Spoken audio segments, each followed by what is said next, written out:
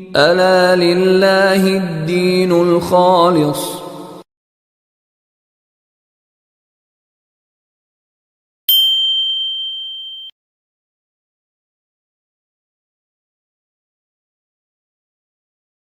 توبہ کریں گے تو آپ سارے بچ سکیں گے، ورنہ باقی اب ہمارے ہاں تو خود ساختہ توبہ ہے بھائی، یہ تو جو مرضی، اس مسئلے کو بھی حل کرنا چاہیے۔ پورے ملک میں ان لوگوں نے اذانیں دے دے کے اخیر کر دی، میں آپ کو بات بتاؤں، اور نہ ان اذانوں کا کوئی ہے وباؤں کے اندر، کبھی نبی پاک صلی اللہ علیہ وسلم نے اذانیں نہیں دی۔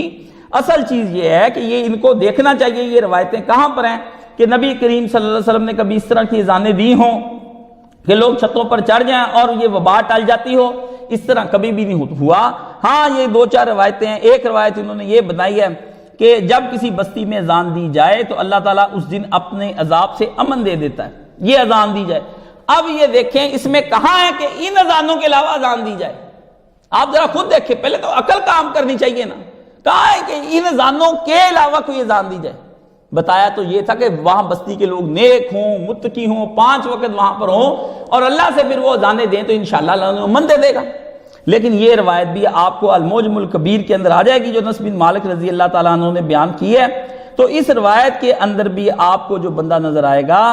وہ اس کو دیکھنا چاہیے۔ اس کے اندر جو بندہ آپ کو نظر آئے عبد الرحمن بن سعد بن عمار،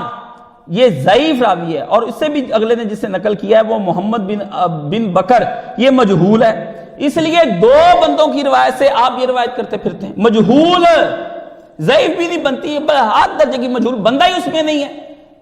سارا بربادی۔ ضعیف کا تو پھر کوئی نہ کوئی پتہ چل جاتا ہے، یہ تو بالکل دوسری حدیث ہے۔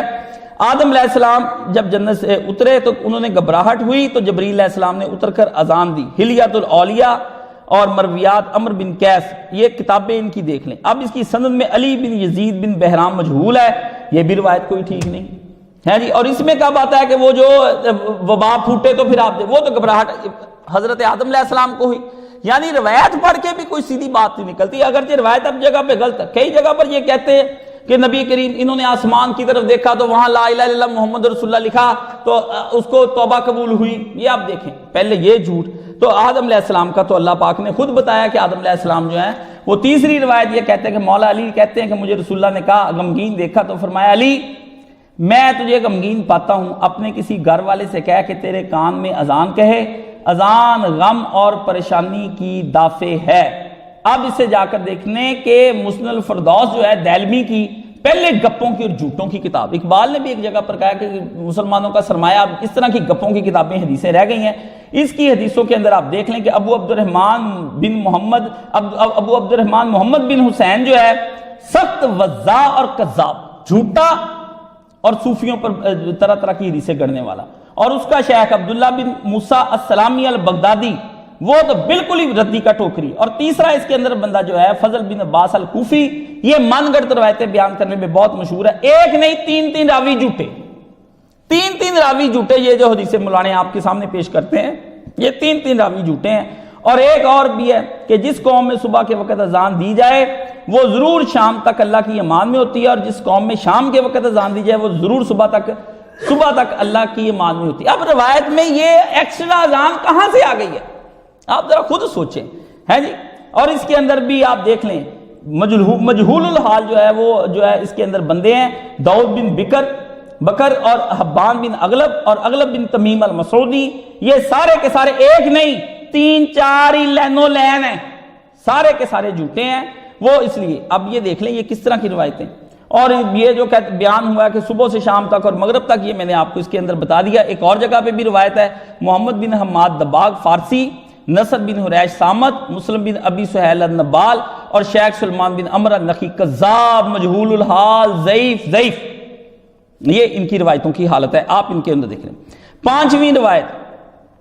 روایت کیا ہے؟ وہ یہ ہے کہ نبی علیہ السلام نے اس کے بارے میں بھی یہی فرمایا، وہ بھی جو روایت ہے وہ مصنف عبد الرزاق کے اندر ہے، وہ بھی جا کر آپ دیکھ لیں، اس کے اندر بھی یہی ہے کہ صبح سے شام تک جو اذانیں ہوتی ہیں اللہ بخش دیتا ہے، وہ بھی منقطع، اور اس میں محمد بن یوسف بن عبداللہ بن سلام اور عبداللہ بن سلام کے درمیان میں انقطاع آ گیا، ٹوٹ گئی روایت درمیان سے، دونوں نے ایک دوسرے سے نہیں سنا، اس لیے وہ ختم ہو جاتی ہے، وہ تباہ۔ ایک روایت ہے جس کے اوپر میں آپ کو سمجھا دیتا ہوں،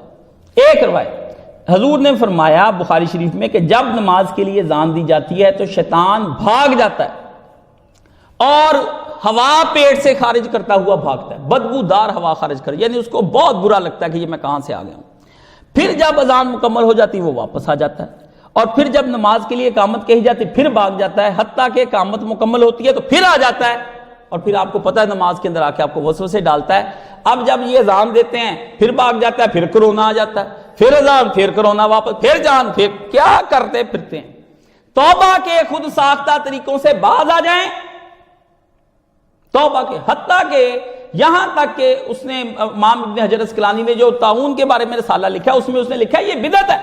اجتماعی طور پر بھی دعائیں کرنی جو ہیں جا کر کے الگ، یہ بدعت ہے۔ نبی پاک نے جہاں جہاں سکھائی ہیں وہاں پر آپ کریں۔ استسقاء کی نماز کے لیے پڑھایا ٹھیک ہے، نماز کسوف خسوف ہے وہ اس کے لیے کہا، سورج گرہن اور چاند گرہن کے لیے ہے، وبا اور طاعون کے لیے رسول پاک نے کچھ نہیں بتایا، اس کے لیے آپ نے صرف اتنا کیا، دعا مانگی ہے، اور وہ دعا ہر ایک کو کہا ہے، اور شیخ کو بھی چاہیے کہ جمعے کے خطبوں کے اندر وہ دعا منگوا دے۔ لیکن یہ کیا کام کرنا کہ آپ الگ سے ایک 22 لوگوں کو اکٹھا کر کے لے جائیں اور وہاں جا کے توبہ استغفار